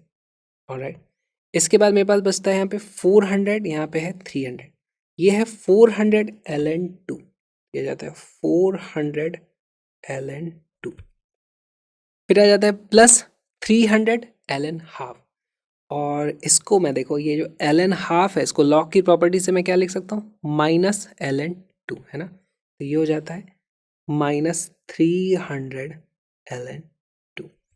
इसी की वैल्यू हो जाती है NR, और 400 माइनस 300 हो जाता है 100, हो जाता है 100 NR ln2। वैल्यूज रखनी है हमें, हमारे पास 2 मोल्स थे हीलियम गैस के, है ना, तो 2 हो जाएगा, this is 100 into 2 into R की वैल्यू रखो 8.314, और ln2 की जो वैल्यू होती है वो होती है 0.693, और इसी को आप सिंप्लीफाई करोगे तो हमारे पास जो वर्क की अप्रॉक्सीमेट वैल्यू हो जाती है 1150 जूल। इस तरीके से हमें इस क्वेश्चन को सॉल्व करना। हमेशा फटाक से एरिया मत कैलकुलेट कर देना, है ना। आप अगर यहाँ पे मान लो एरिया कैलकुलेट कर देते तो कितना आ जाता, 100 इंटू 1 ATM। ये तो पता नहीं क्या ही यूनिट आ रही है, 100 केल्विन ATM क्या होता है, मुझे नहीं पता ये क्या चीज़ निकल के आती। ठीक है, तो आपसे ऑप्शन पूछे जा सकते थे, और यही चीज़ हमारी नेट वर्क डन है, और यही नेट चेंज इन हीट एनर्जी होगा।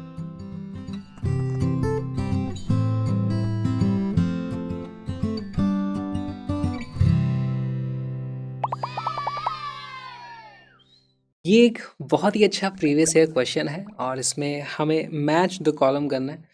कुछ कॉलम ए है, इस हर एक जो यहाँ पर एलिमेंट है उसके करस्पॉन्डिंग PQRS में से मल्टीपल हमें सेलेक्ट करने हैं। हो सकता है एक सेलेक्ट हो जाए, हो सकता है 2 सेलेक्ट हो, 3 सेलेक्ट हो, कुछ भी हो सकता है। तो हर एक प्रोसेस को हम एनालाइज करेंगे, और 1 mole of A monoatomic ideal gas is taken through a cycle ABCDA, यहाँ से शुरू हुआ, इस तरीके से हमारे पास प्रोसेस कराया गया है। Column 2 gives the characteristics involved in the cycle. Match them with each of the processes given in column 1. तो हमारे पास processes हैं अलग अलग। तो एक्चुअली ये साइक्लिक प्रोसेस का उतना ज़्यादा सवाल हुआ नहीं, लेकिन इंडिकेटर डायग्राम से रिलेटेड ये सवाल हो जाता है। वीडियो को पॉज करो, बिना गलती के आराम से समय लेके इसको सॉल्व करो। अच्छे से सॉल्व करना, आपको बहुत ज़्यादा मज़ा आएगा इस क्वेश्चन को करके। वीडियो को पॉज करो, क्वेश्चन को सॉल्व करो।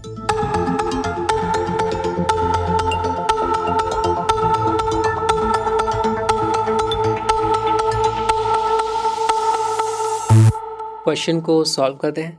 हमारे पास प्रोसेसेस हैं, स्टार्ट करते हैं प्रोसेस नंबर ए, जो हमारा ऑप्शन है ना।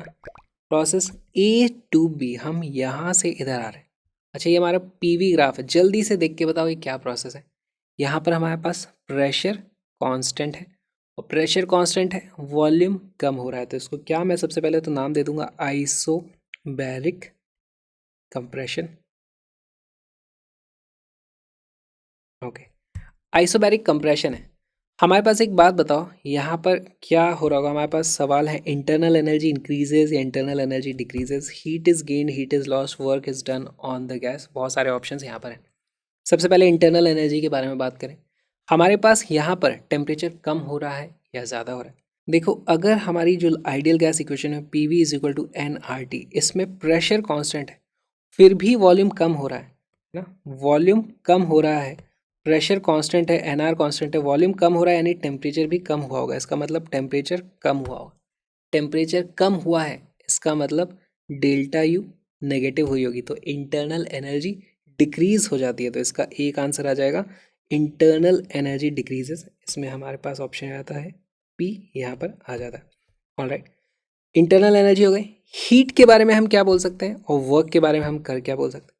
देखो जब यहाँ से इधर आते हैं तो work done by the gas ये वाला एरिया होता है, लेकिन इस तरफ आ रहे हैं वॉल्यूम कम हो रही है तो वर्क डन नेगेटिव होगा। Work done by gas is equal to negative, इसका मतलब work done on gas is equal to positive. तो इसका मतलब ये जो ऑप्शन नंबर टी हमें दिख रहा है work is done on the gas, वो भी करेक्ट हो जाता है। हमारे पास यहाँ पर ऑप्शन नंबर टी भी आ जाता है। अच्छा, हीट के बारे में आप क्या बोल सकते हो? देखो अब हमें हमारी इक्वेशन लगा देनी है, Q is equal to W plus delta U. Work done by the gas negative है यहाँ पर, डेल्टा यू भी नेगेटिव है, तो हमारे पास ये भी नेगेटिव है, ये भी नेगेटिव है, इसका मतलब Q is equal to negative. इसका मतलब यहाँ से हीट सिस्टम को दी नहीं गई है बल्कि सिस्टम से निकाली गई है, तो हीट इज लॉस्ट, तो हमारे पास यहाँ पर आ जाएगा R, है ना।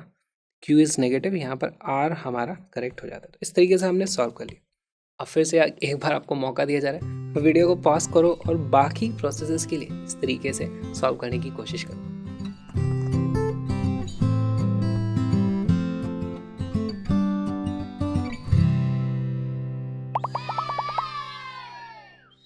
पार्ट बी देखते हैं। हमारे पास पार्ट बी में हम यहाँ से क्या बोला, बी में बी टू सी, यहाँ से यहाँ पर आए हैं। सबसे पहले इसका नाम बताओ ये क्या है। ये एक तो पहली बात इसमें वॉल्यूम कांस्टेंट है तो ये हो जाएगा आइसोकोरिक। क्या चीज़ है ये, हीटिंग है कूलिंग है? देखो हमारे पास P V is equal to N R T gas की इक्वेशन होती है, वॉल्यूम कांस्टेंट है, प्रेशर कम हो रहा है, प्रेशर कम हो रहा है तो टेम्परेचर भी कम हुआ होगा, तो इसको मैं लिख दूंगा दिस इज कूलिंग, है ना। प्रेशर कम हो रहा है, टेम्परेचर भी कम हुआ है। ओके, क्या बोल सकते हैं वर्क और इंटरनल एनर्जी के बारे में? देखो क्योंकि ये आइसोकोरिक प्रोसेस है, वॉल्यूम में तो चेंज ही नहीं है, इसका मतलब work done is equal to zero. Temperature कम हुआ है, इसका मतलब डेल्टा यू भी नेगेटिव हो जाएगी, तो हमारे पास यहाँ पे क्या हो जाएगा, internal energy decreases. P is यहाँ पर एक आंसर। ऑलराइट, हीट के बारे में क्या बोल सकते हो? Q is equal to W plus delta U. यहाँ पर W हमारा ज़ीरो है, ये नेगेटिव है, इसका मतलब जो हमारी heat supplied to the system है वो वैल्यू नेगेटिव आने वाली है, इसका मतलब हीट इज लॉस्ट, है ना, हीट इज लॉस्ट। तो यहाँ पर हमारा आ जाएगा आंसर R। बहुत ही अच्छे। अब हम देखते हैं पार्ट सी। प्रोसेस C से लेकर के हम D तक गए हैं। ऑलराइट, इसको क्या बोला जाएगा? देखो C से जब हम D तक जा रहे हैं तो हमारा प्रेशर कांस्टेंट है, तो इसको हम पहली बात तो लिखेंगे आइसोबैरिक। और उसके बाद फिर से बताओ, PV is equal to NRT होता है, प्रेशर कांस्टेंट है, वॉल्यूम यहाँ से यहाँ चले गए, वॉल्यूम इंक्रीज हो गई, इंक्रीज हुई यानी टेम्परेचर भी इंक्रीज हुआ होगा, तो हमारी गैस गर्म हो रही है, तो इसको मैं आइसोबैरिक हीटिंग या फिर इसको आइसोबैरिक एक्सपेंशन भी लिख सकता था, लेकिन अभी मैं हीटिंग लिख देता हूँ, कोई फ़र्क नहीं पड़ता, नाम वैसे भी हमसे पूछा नहीं है। ओके, यहाँ पर टेम्परेचर के बारे में हम क्या बोल सकते हैं? क्लियरली हमारा हीटिंग हुई है, टेम्परेचर गोज़ अप, इसका मतलब इंटरनल एनर्जी सिस्टम की बढ़ गई होगी, टेम्परेचर बढ़ गया है, delta U is more than zero, internal energy increase है। इंटरनल एनर्जी वालों में से इस बार ऑप्शन आ जाएगा हमारा Q। ओके, फिर हमारे पास work is done on the gas, work done इस बार एक्चुअली बाय द गैस है, वर्क डन इज पॉजिटिव। कौन सा वाला एरिया होगा? यहाँ से यहाँ तक गए हैं, ये वाला जो एरिया है वही work done by the gas होगा, लेकिन पॉजिटिव, तो ये तो हमारा ऑप्शन नहीं होने वाला। हीट के बारे में अब हमें बात करनी है, Q is equal to W plus delta U. ये भी पॉजिटिव है, ये भी पॉजिटिव है, इसका मतलब हीट पॉजिटिव आने वाली है। हीट क्या होता है? Heat is supplied to the system. अगर वो वैल्यू पॉजिटिव आ रही है तो heat is gained by the system या फिर heat is supplied to the system, एक ही चीज़ है। तो यहाँ पर इस पर हमारे पास Q and S will be the correct options. और देख लेते हैं हमारा पार्ट डी जो बच गया है, डी से ए तक। डी से ए तक एक आइसोथर्मल प्रोसेस है।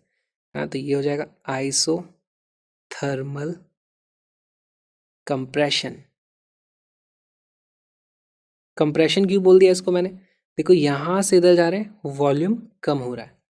ओके, आइसोथर्म है ये, इसका मतलब टेम्परेचर में कोई चेंज नहीं हुआ है, इसका मतलब इंटरनल एनर्जी में कोई चेंज नहीं होगा। तो सबसे पहले तो लिख दो डेल्टा यू इज 0 प्रोसेस के लिए। ऑलराइट। अच्छा, हीट के बारे में मैं क्या बोल सकता हूँ, वर्क के बारे में क्या बोल सकता हूँ? देखो यहाँ से मैं इधर आया हूँ, वर्क डन होता है area under the PV curve, ये वाला हमारा एरिया होगा, है ना। और क्योंकि वॉल्यूम कम हो रहा है तो वर्क डन नेगेटिव एरिया होगा। तो वर्क डन की वैल्यू हो जाएगी नेगेटिव, और उसका मैग्नीट्यूड भी एक्चुअली आप पता कर सकते हो, क्या होता है NRT/ln ऑफ V2/V1। ठीक है, फॉर्मूला वैसे याद रखना, लेकिन हमें ये नेगेटिव से काम चल जाएगा। हीट के बारे में क्या कह सकते हो? Q is equal to W plus delta U. यहाँ पर हमारे देखो डेल्टा यू की वैल्यू आ चुकी है 0, वर्क डन नेगेटिव है, तो इसका मतलब Q इज नेगेटिव, है ना। Q इज नेगेटिव, इसका मतलब यहाँ हमारे heat supplied to the system negative है, यानी कि सिस्टम ने हीट छोड़ दी, हीट रिजेक्ट कर दी है। तो heat is lost, R is her answer. और क्योंकि वर्क डन नेगेटिव है, work done by the system negative है, work done on the system positive है, तो work is done on the gas, तो हमारा टी भी आंसर आ जाए। तो हमारे पास पहले का ऑप्शन आ जाते हैं PTR, दूसरे का PR, फिर QS एंड RT। बहुत ही अच्छा सवाल था।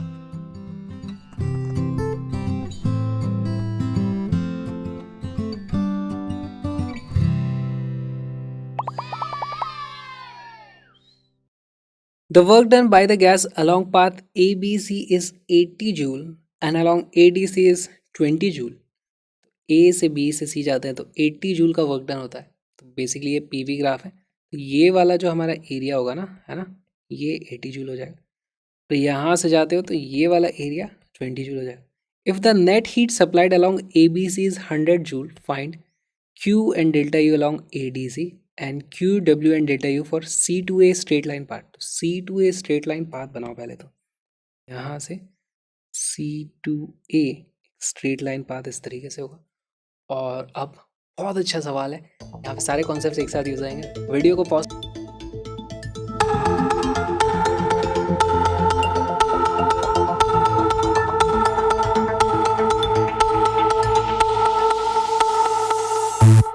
सॉल्व करना शुरू करते हैं। पहली बात तो क्या, एक साइक्लिक प्रोसेस का क्वेश्चन है, तो ये सब बातें हमें नहीं करनी चाहिए, हमें तो क्वेश्चन सॉल्व करना है। कुछ कॉन्सेप्ट साइक्लिक के भी यूज़ होंगे यहाँ पर, तो बहुत सारी चीज़ें हैं, देखो मज़ा आ जाएगा आपको इस क्वेश्चन में। पहला हमारे पास प्रोसेस है ABC, A से B फिर C। तो हम यहाँ पे कुछ एरोज बना लेते हैं इस तरीके से, AB फिर BC। दूसरा हमें जो कंसिडर करना है ADC है, यहाँ से ऐसे गए होंगे, तो ये भी हमारे पास एक प्रोसेस है। कुछ चीज़ें हमें दी हुई है ना। और यहाँ पर ABC में, है ना, जो वर्क डन किया जाता है bye the gas is 80 joule. तो पहले तो मैं यहाँ पर सारे के सारे इंडिविजुअल प्रोसेसेस में वर्क डन जो है उसकी वैल्यू लिख लेता हूँ। वर्क डन A से B तक बताओ कितना होगा?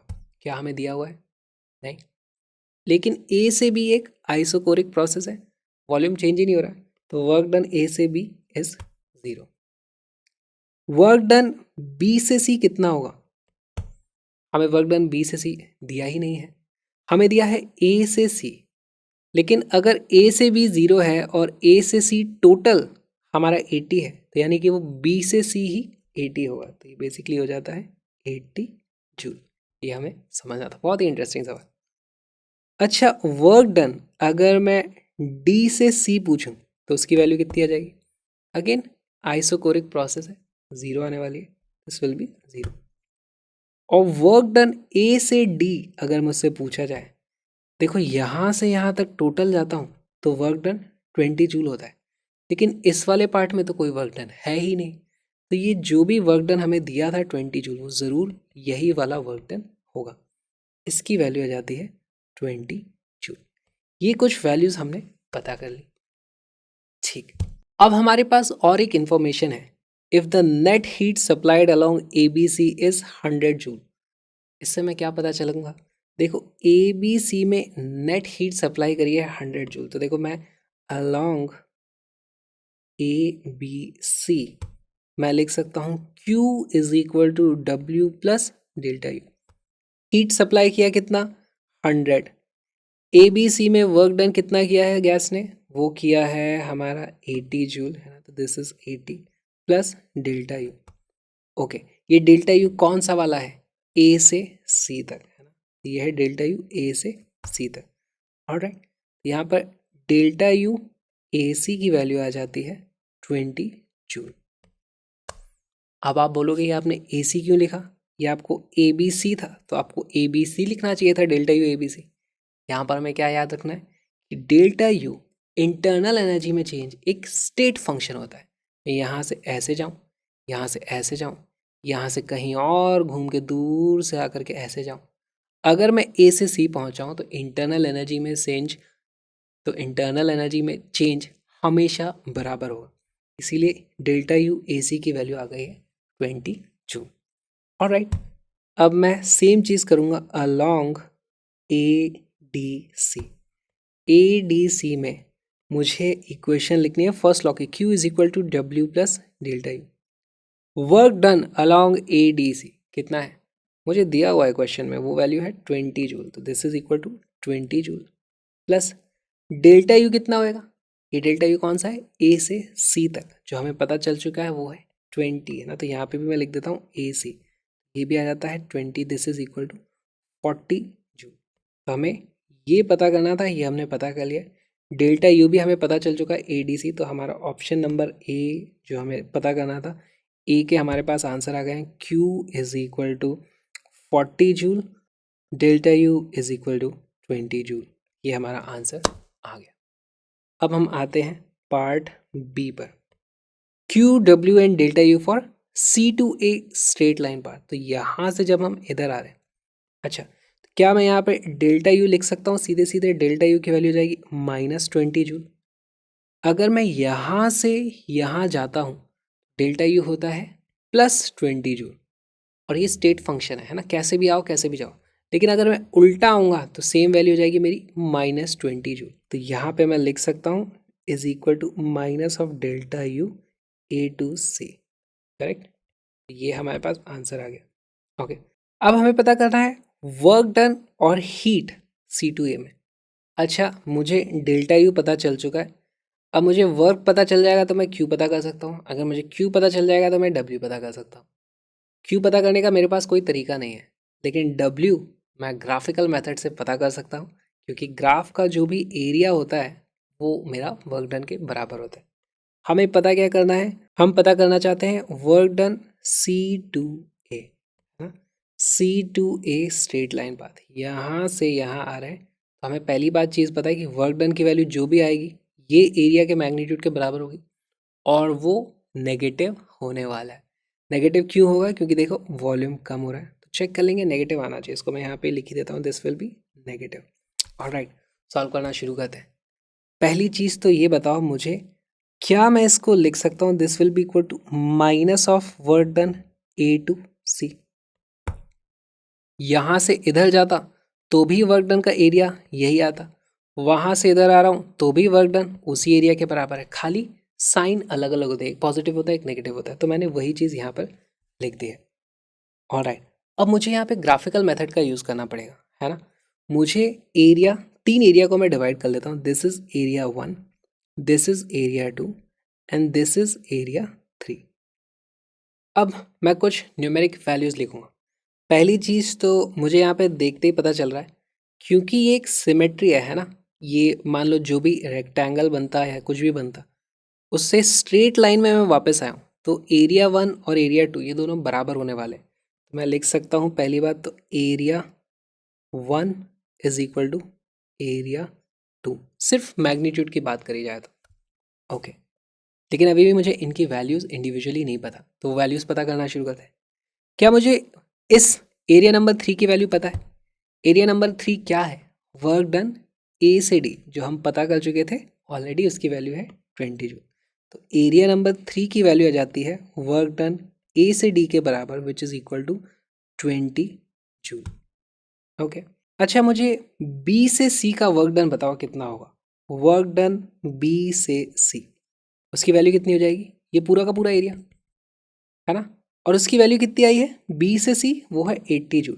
80 जूल इज इक्वल टू 1 + 2 + 3, और ये 1 को आप x रख दो तो ये भी x हो जाता है ना, और यहाँ से 80 की वैल्यू आ जाती है 80 is equal to x + x plus ये जो 3 था उसकी वैल्यू कितनी है 20 जूल, तो ये आ जाता है 20। तो यहाँ से 2x is equal to 60, x की वैल्यू आ जाती है कितनी 30। ऑलराइट, तो हमारे पास आ गया यहाँ पर x की वैल्यू आ गई 30 जूल। हमारा आंसर आ चुका है। अब देखो यहाँ पर a से c का जो वर्क डन है वो एरिया 2 + 3 है ना। 2 + 3 की वैल्यू कितनी है? Area 2 + 3 is equal to 20 + 30 is equal to 50 joule. Work done C to A is equal to -50 joule, है ना। वर्क डन नेगेटिव आना है, मैग्नीट्यूड हमने ग्राफिकली पता कर लिया। ऑलराइट, हमारे पास delta U C to A वो वाली वैल्यू कितनी थी ये हम ऑलरेडी पता कर चुके हैं। C to A delta U की वैल्यू आ जाती है -20 जूल, तो ये भी थी -20 जूल।